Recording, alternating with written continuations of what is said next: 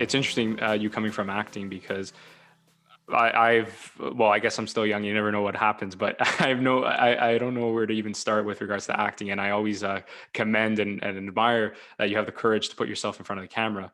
I try to pull that off every week with my vlogs and corner talks. And I can't even memorize one of the lines that I wrote myself.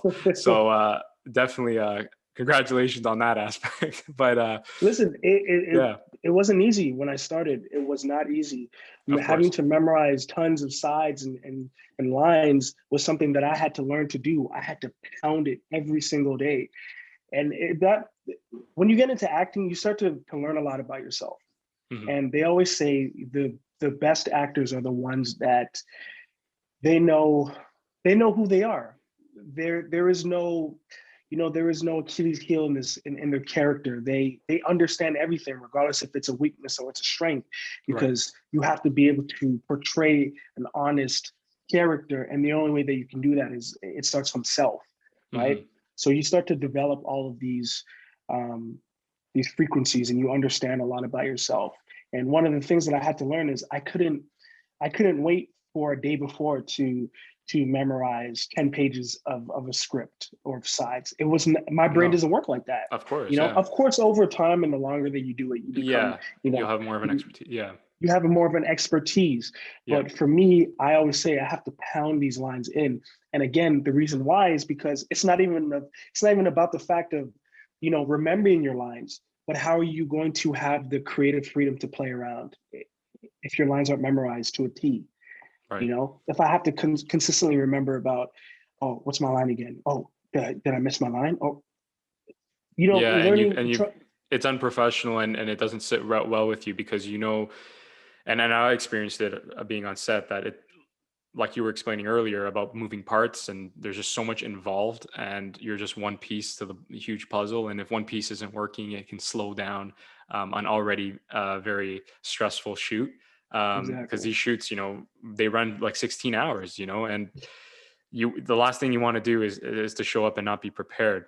And I like that idea where you're kind of real with yourself and you got to be aware in the industry as You have well. to. You gotta say to yourself, am I going to go in there and say, no, I don't need to know my lines. Like I'll just ad lib it. No. Or are you going to say, no, I need some time. I'm probably going to take me a month maybe, or I Yeah. don't know, a few weeks. So that's a very interesting point. And yeah, would you say, is it safe to say that, because memorizing is a very harsh word, I find, especially when talking to Mhm. actors. Would you say you feel the lines, like you would have to feel the character? Um, is that how you get You the lines on point, like on cue? so in terms of my process and how I go through memorizing, Right, to use this word, I have to read through the story. I have to understand it. And then what I also have to make sure I'm doing is I'm not judging the character regardless of, who they may be. I have to right, come from an honest place, right? And then in terms of understanding what's happening, it's a story that's being told. So right, it's not that difficult to learn once you begin to understand that. And over time, you sort of get that creative freedom where it's just like, okay, here are these lines. I'm delivering these lines, but I'm not just delivering these lines for the sake of delivering them. There has to be meaning behind everything. Every line that's on that page is there for a reason. yeah, They're not wasting any space on a script, and yeah, this, right? yes, yes, of course, So to memorize these lines and be able to connect to the emotional state of that person and being able to portray that in the camera, that's the most important thing. Because one thing that I was told is you can't fake the funk, right? yeah, And the camera never lies. That is the biggest truth teller.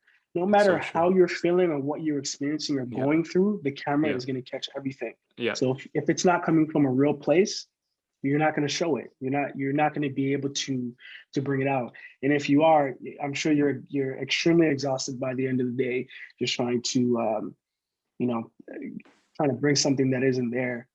But it's sort of connecting to the lines and how the character would feel, sort of pulling from your emotion and the experiences that you felt and experiences that you felt from others, and through conversations and just being a human being and conversating and or sorry conversing and just sort of yes, you know um, just being a sponge. You have to be a sponge as an actor. you're studying the human psychology, and you're breaking down the character to their purest form, right? Observer. I So always say you got to be you're an observer, and observer.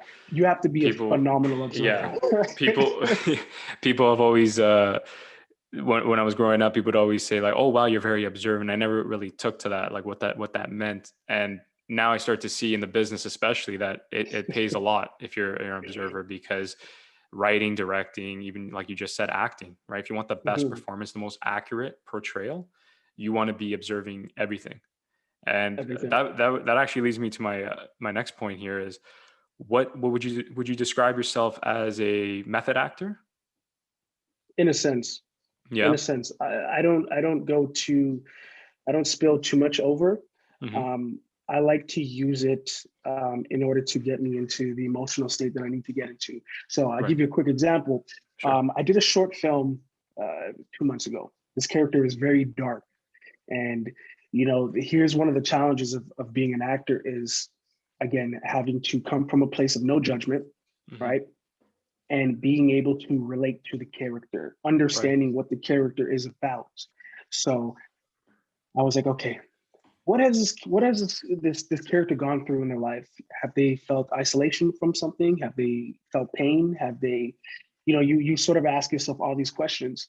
So for me, I start to just try and get into kind of that mindset of, what it feels like to sort of feel just this darkness, and to feel this pessimistic nature and this Right. dystopia.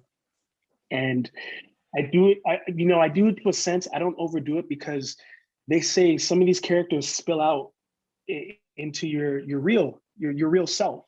And I've seen that happen. I've seen that happen where I've got so intense The in lines are terms of blurred.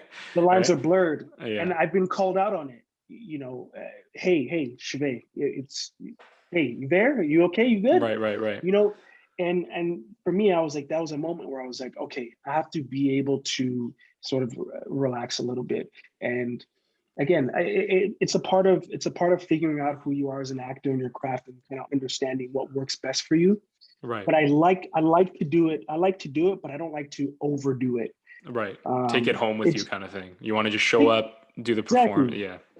Exactly. You prepare. You want to prepare, and overly prepare until you get to that moment, right? You do what you have to do, and then when you're done, that's it. And there was an interesting point I was, or an interesting video I was watching on YouTube, like those film reviewers, and they were diving into the whole idea of method acting, and they were trying to say like when it goes too far, and when it's acceptable, right? So you have, again, bringing up Heath Ledger. He was a method actor in the sense he did what he needed to do uh, for the Joker in this, regarding like locking himself in a hotel room, writing down on a notepad like all his thoughts, from the perspective of the Joker, trying to perfect his laugh, really dive into this character. And he did like 6 to 8 months, I believe, isolated from everyone, right? Hmm. And then you have someone like Jared Leto, right, that took it too far, sending dead rats or used condoms, and like, right. And he was arguing, the film reviewer, that doesn't serve you in any way, or the character. That just disturbs a lot of people, right? And another friend of mine once said, if you're really talented, if you're really a classy, like you know what you're doing, you're professional, you don't even need to go that far. It's a switch on and off, you On and know. off. Daniel Day-Lewis, I guess he could be an exception, but they defended him in that video because they were saying his performances were so detached from reality. Like, for example, playing Abraham Lincoln, no one knows It's what it was so like to live 200 years ago. And he exactly. also Yeah, needed to perfect that accent, right? Because he's naturally British and you needed an American national accent, British. right? So Yeah. that would make sense to me, like why you're walking around speaking the Hmm. way you are, maybe wearing the outfit, because you want to feel like you're in that era. You don't want to Hmm. go home, and because that's what he was saying, you don't want to go home and use a cell phone or start watching TV, right? Because it takes Yeah, you of out. It takes you course. out of It that takes you that out of your hardship. Yeah. element, the element. Yeah. And Like there's an even interest. when Go ahead. Sorry. he played Billy, I think it was Billy the Butcher in Gangs of New York, if I'm not Yeah. mistaken. Yeah. One of Even my something favorite like roles. that. Yeah, Yeah. one of my another great film, right? In Hmm. terms of his performance, Leo's performance, Of right? course. It's kind of hard to take all of that home. You're going to take some of it home, right? Where they're Yeah. in sort of in a time era where there were no cell phones, right? Yeah. And society operated differently. But I always say if you're not harming yourself or anybody, you're Yeah. Don't yeah. don't don't get carried away with it, and don't ever cross that line, because as seen on set, there everyone's trying to do their job, and it's stressful as it is. And if everyone can just work smoothly, because the camera doesn't lie. I like that you said that it'll pick up the actor, and it'll pick up the tension on the set. Mhm. And they'll know, like, when you watch those movies and people are like, "Oh, I'm in on the joke," or "These guys are having Yeah, fun." Like, yeah, watch the first Iron Man, right? You just know, like, everyone's having a good time. They're shooting the shit, because you feel it. Everyone's in you on the feel it. joke.